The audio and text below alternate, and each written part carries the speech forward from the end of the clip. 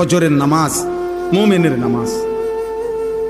ফজরের নামাজ দ্বারা প্রিয় ভাই ছেলেরা, বাবা শুনো বাপ, এটা কঠিন কিছু না, মোটেই কঠিন কিছু না। 4টা রাকাত নামাজ কঠিন না।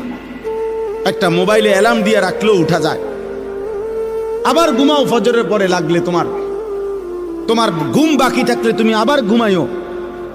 ফজরের নামাজ পড়ার চেষ্টা না করলে,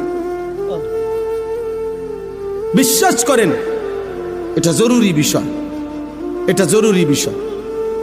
ফজরের নামাজ অভ্যস্ত হইতেই হবে। রাসূলুল্লাহ সাল্লাল্লাহু আলাইহি ওয়াসাল্লাম বলছেন এটা, যে ফজর পড়ে না সে মুনাফিক। হযরত আব্দুল্লাহ ইবনে ওমর রাদিয়াল্লাহু তাআলা আনহুমা বলছেন, নবীজির জামানায় ফজরের নামাজের অনুপস্থিতি দেখে আমরা মুনাফিক চিনতাম।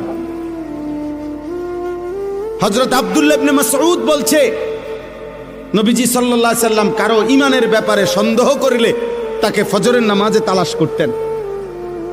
যদি ভাবতেন সে মুনাফিক কিনা,